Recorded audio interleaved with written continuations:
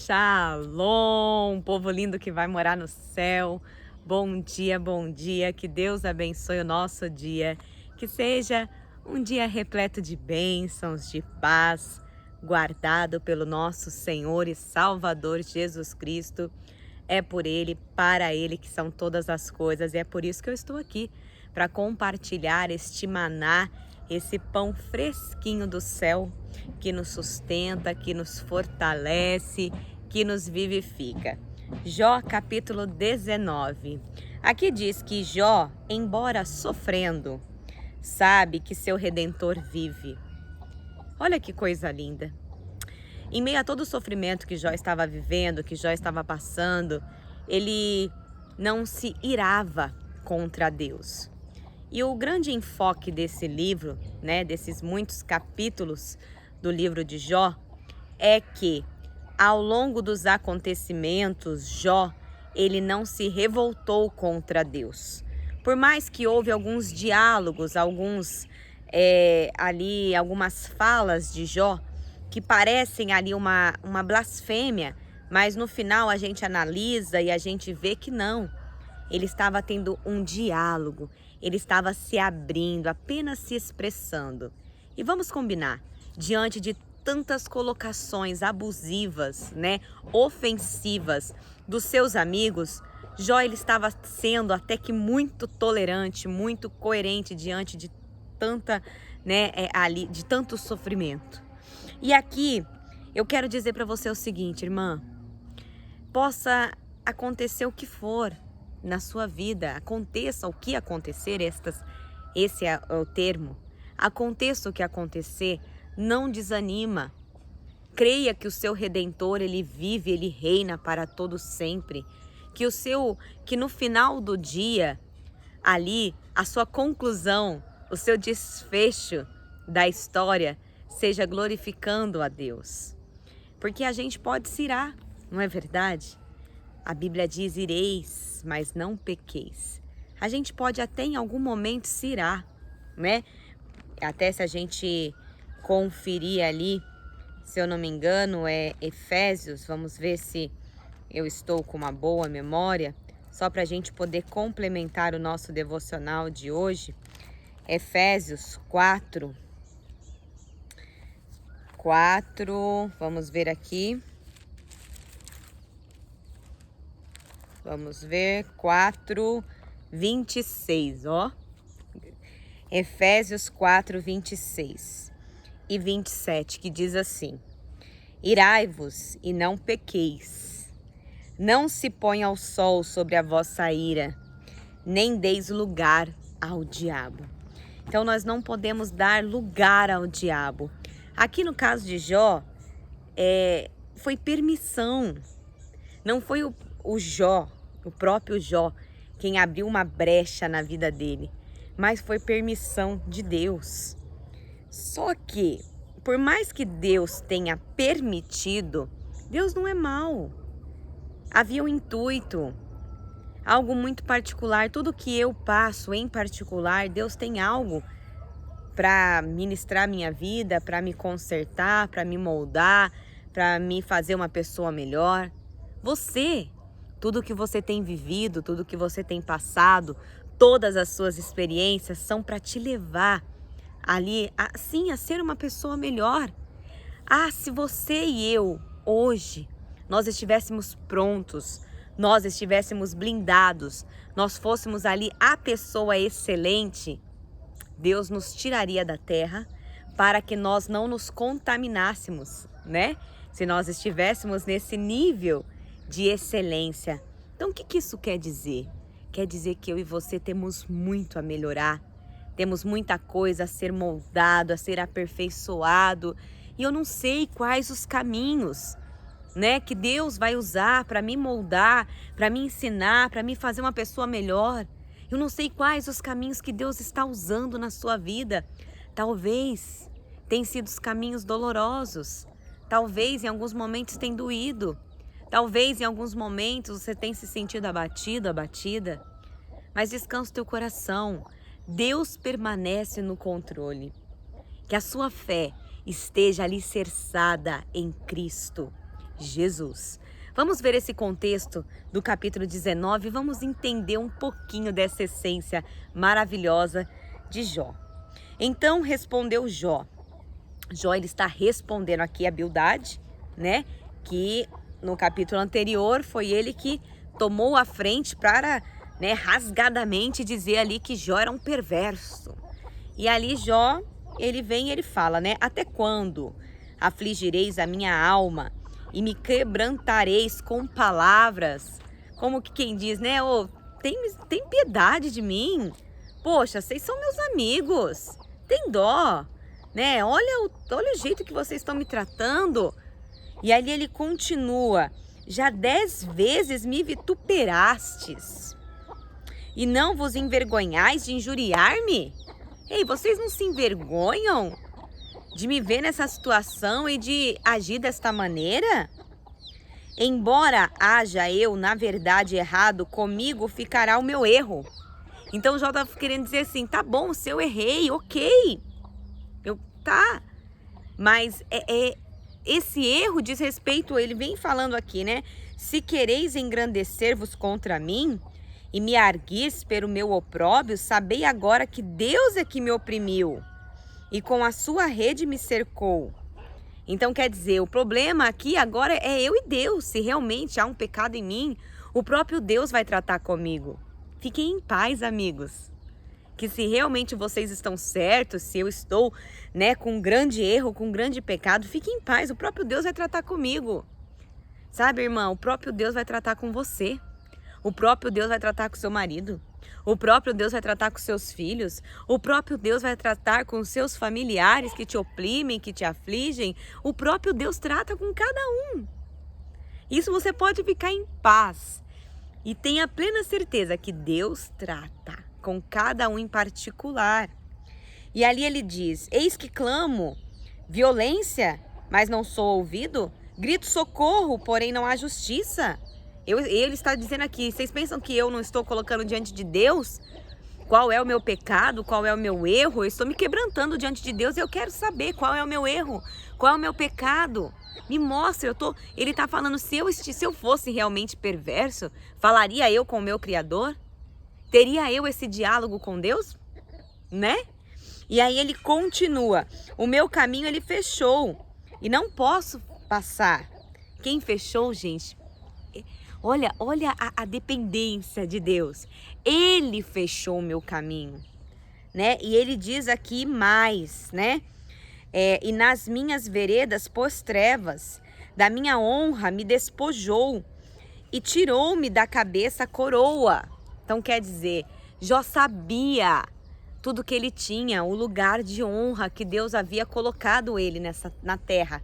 Ali, ele era um homem rico, poderoso no seu tempo. Ao que tudo indica, não havia um homem tão poderoso quanto Jó. Ele era o homem ali do poder na sua época. E ele diz aqui, arruinou-me de todos os lados. Eu me vou. E arrancou-me a esperança como uma árvore. Inflamou contra mim a sua ira e me tem na conta de seu adversário. Juntas vieram as suas tropas, prepararam contra mim o seu caminho e se acamparam ao redor da minha tenda. Pôs longe de mim a meus irmãos e os que me conhecem como estranhos se apartam de mim. Os meus parentes me desampararam e os meus conhecidos se esqueceram de mim. Os meus parentes, aí ele diz, né, se esqueceram de mim, versículo 15. Os que se abrigam na minha casa, as minhas servas me têm por estranho, e vim a ser estrangeiro aos seus olhos. Chamo o meu criado e ele não me responde, tenho de suplicar-lhe eu mesmo. O meu hálito é intolerável à minha mulher, e pelo mau cheiro sou repugnante aos filhos de minha mãe. Até as crianças me desprezam e, querendo eu levantar-me, zombam de mim. Todos os meus amigos íntimos, inclusive vocês, né, Bildade, aqui, vocês que estão aqui comigo, né? E até os que eu amava, quem Jó amava, né? Esses 3 amigos, ao que tudo indica, eram amigos íntimos, né? Queridos, amados de Jó, se tornaram contra mim. Os meus ossos se apegam à minha pele e a minha carne, e salvei-me só com a pele dos meus dentes. Compadecei-vos de mim, amigos meus. Tem misericórdia, tem dó de mim. Compadecei-vos de mim, porque a mão de Deus me atingiu. Por que me persegues, como Deus me persegue, e não cessais de devorar a minha carne? Quem me dera fossem agora escritas as minhas palavras, quem me dera fossem gravadas em livro, que com pena de ferro e com chumbo para sempre fossem esculpidas na rocha, por quê? Por quê? Eu sei que o meu Redentor vive e por fim se levantará sobre a terra. Depois, revestido este meu corpo da minha pele, em minha carne verei a Deus. Olha que coisa linda. Vê-lo-ei por mim mesmo, os meus olhos o verão, e não outros. De saudade me desfalece o coração dentro de mim. Se disserdes como perseguiremos, e a causa deste mal se ache nele, temei, pois, a espada, porque tais acusações merecem o seu furor, para saberdes que há juízo, que há um juízo. É muito bonito, né? Jó declarando aqui diante desses amigos que, né, estão ali oprimindo Jó. E Jó mesmo assim declara, né? Depois, revestido este meu corpo da minha pele, em minha carne verei a Deus. Vê-lo-ei por mim mesmo, os meus olhos o verão. Então Jó, ele tinha plena convicção, né? De quem era Deus para ele, na vida dele. E para a gente poder, né, enriquecer o nosso devocional, diz aqui no rodapé da minha Bíblia, que de acordo com a quinta réplica de Jó, as tragédias que lhe sobrevieram são provenientes de Deus, e todos o abandonaram. Suplicando por piedade, ele anseia que suas palavras sejam registradas, afirmando novamente sua integridade e crendo que o julgamento pertence a Deus. Jó almeja ser justificado por seu Redentor. Adverte os amigos sobre a vulnerabilidade deles ao julgamento de Deus. Aqui em relação ao versículo 17, ele fala do mau hálito, né? A perda dos entes mais queridos, tendo em vista que todos os filhos de Jó haviam morrido, pode se tratar de uma referência a seus irmãos, ou ser parte de uma linhagem estereotípica geral. A natureza repulsiva de suas enfermidades havia afastado Jó dos indivíduos mais próximos, e os quais mais amava. A ênfase é sobre seu isolamento. A rejeição da esposa era a maior de todas as tragédias. Então ele tinha uma grande rejeição, né? Imagine ele naquela situação, como que a esposa ficava, né? Meu Deus. Versículos 23 e 24, né? Fala que quem me dera fossem agora escritas, né? Jó desejava que suas palavras fossem registradas para sempre. Como se faz com as provas concretas apresentadas num tribunal. O testemunho pessoal de Jó se encontra registrado aqui de modo mais indelével do que com pena de ferro e com chumbo. Suas palavras foram esculpidas na rocha. O que ele disse vive e permanente, pois ficou registrado nas escrituras sagradas, né? Que coisa linda. Em relação ao versículo 25, porque eu sei que o meu Redentor vive e por fim se levantará sobre a terra. Que declaração, né? Maravilhosa que Jó faz. O resgatador ou redentor, né, era o parente mais próximo. De acordo com a lei levítica, uma pessoa endividada ou que havia sido escravizada precisava da ajuda de um resgatador para pagar seu resgate ou seguir sua libertação. No Antigo Testamento, essa relação é retratada de maneira comovente por Boaz. Lembram-se de Boaz? Que agiu no lugar do marido falecido de Ruth. No Novo Testamento, Jesus Cristo é o maior de todos os resgatadores.